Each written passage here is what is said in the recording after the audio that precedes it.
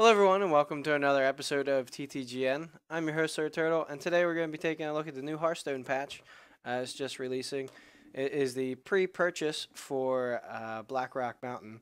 So we'll kind of go over that and what it is, and kind of just go through the patch in general. So on March 19th today, the pre-purchase of Blackrock Mountain, the new Hearthstone Adventure, will be available, and it is going to be a new adventure similar to Naxxramas, where it has 5 wings. You can purchase each wing for 700 gold each, or purchase the whole thing for 25 bucks, I believe it is. It's a great. When they introduced Naxxramas, I thought that was a really interesting way of going about a trading card game type of adventure, where you get new cards and you get to experience new things. And I'm really interested to see what Blackrock Mountain has to offer. There's also a new card back being released, which is Ragnaros. It looks really cool, actually. And that is if you get rank 20 or higher in ranked play mode for the month of March. So that's pretty cool. And also the Molten Core card back, which is acquired when you pre-purchase the Blackrock Mountain. So I will be purchasing it, and I'll show you guys the card back. Fortunately, I can't show you the Ragnaros one, but I can at least show you the Molten Core one, and it looks pretty neat. With Blackrock Mountain, there are a few cards that have been released, and we're waiting to hear a little bit more. So we'll go over the ones that are available now. Just the neutral cards, and then we'll go over some of the class cards. So first, the neutral cards. There is Dragon's Egg, one for a 0/2, which is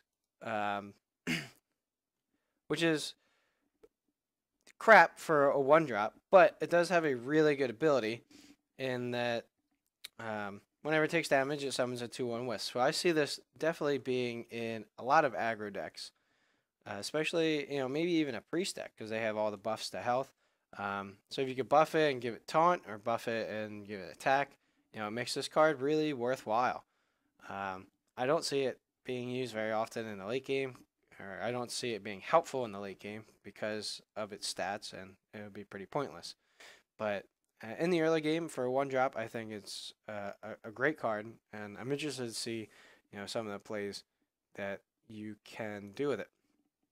All right, next up in the neutral is Blackwing Technician. Battle Cry. It's a 2/4 for 3 mana. If you're holding a dragon, you gain +1/+1. I see this card pretty interesting, because there are going to be some dragon cards coming out, and lower cost dragon cards, because all the ones right now are like 8 and 9. The Yseras and Malagos and all those. So, and Alexstrasza's. So they're pretty high costing. And it would be kind of hard to really throw in a Blackwing Technician into your deck if that is the case. You'd probably need a little bit more dragons to make it even useful. But 3 for a 2/4, it's okay stats. If it was 3 for a 3/4, that'd be great. It'd probably be overpowered. But I do like the 2/4 stats. I think you'll see some play. And I'm interested to see what kind of play it has. So, don't really... I like the card, but I don't think I'd start off with it off the bat. I want to see what cards are being played and all that stuff throughout the wings and the cards being released. Next we have Dragon Skin Sorcerer, 4 for a 3/5. Whenever you target this minion with a spell, gain +1/+1, and it has the dragon bonus. I don't really like this card that much. It has 4 for a 3/5, not that good stats, and the +1/+1 is only when you target it, so it's a little bit limited to how you can buff it. Now, this deck will work with additional buffs like Blessing of Might or Valen's Chosen or something like that will give it an extra buff. But I don't really see it being played too much, mainly because of its mana cost. If it were lower with slightly lower stats, I can definitely see this being played. But I don't think it will get that much play. But we'll see. That's the fun of it. All right, next up we have Hungry Dragon, 4 for a 5/6. Excellent stats for the mana cost. And Battle Cry, summon a random 1-cost minion for your opponent. And also has the dragon status as well. I see this being a very useful card in aggressive decks, especially because the 1-cost minion that you're going to summon is probably going to be crap anyway. There's probably like 35 to 40 1-drops, 1-cost minions that you can choose from. So I don't think it's you're gonna find 1/2s or 2/1s, which is not really gonna be that hard to deal with at all. And I see this card being excellent in the late game, especially if you have a hero power that can ping for 1 and it summons a 1 health minion. That would be excellent. So I see this card being played a lot. I'm interested to actually play with that card. Probably my most favorite out of the neutral ones so far that have been released. And then next we have Grim Patron, 5 for a 3/3, which we've been seeing a lot recently with the Antique Heal Bot and Bomb Lobber and stuff like that. 5 for the 3/3, but the abilities are what make the card good. And this one is no exception. Whenever this minion survives damage, summon another Grim Patron. So pretty much duplicates itself. So like warrior decks with Whirlwind, and you just fill up your board with like 6 mana or 7 mana rather, and it's pretty crazy. I'm interested to see how this card will be played. I can see some decks kind of being built around it, but I don't think that it's going to be super successful, but I think it'll be fun to play. So I'm pretty interested to see how that one is.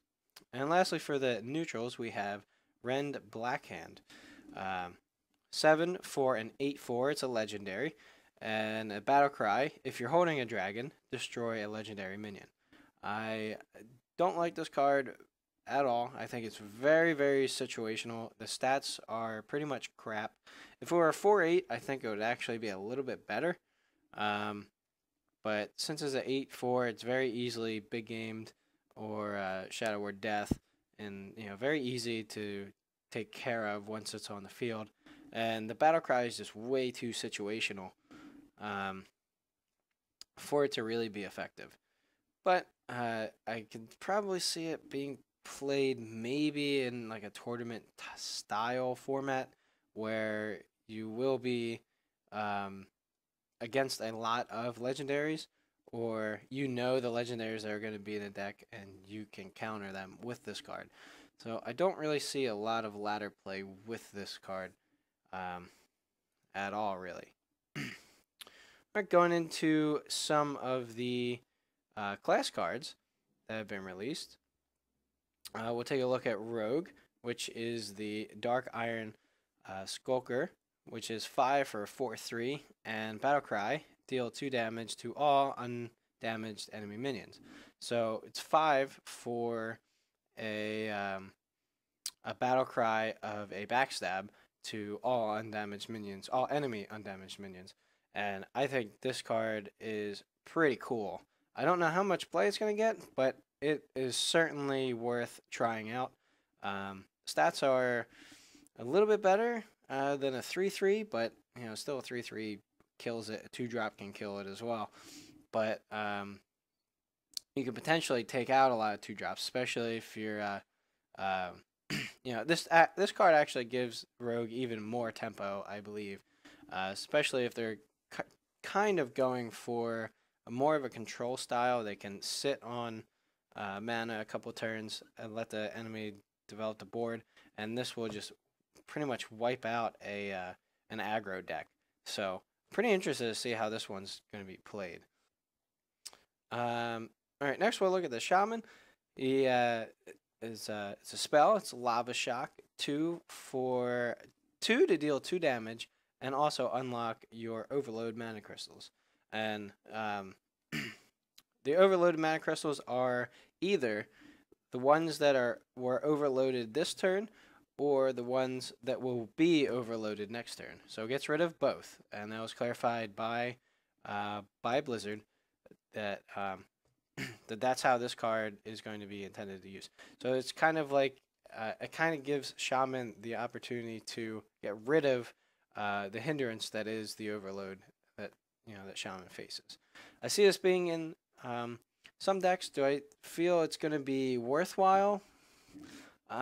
It's hard to say, because it is a really good ability. It might be overpowered, but it might actually be pretty crappy at the same time. So this card's like I'm 50-50 on it, but it's interesting to say the least.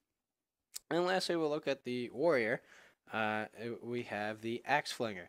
It's 4 for a 2/5, and whenever this minion takes damage, deal 2 damage to the enemy hero. This card's interesting. I've heard a lot of people, likes and dislikes for it. I actually kind of like it. I think it's a pretty decent card. The mana cost isn't attractive, but 4 for a 2/5, you get the 5 health. That's a little bit better than if it were going to be like a lower cost minion. And the 2 damage to the enemy hero is a Leper Gnome. It pretty much has the Leper Gnome treatment whenever it takes damage. So if you could buff this up with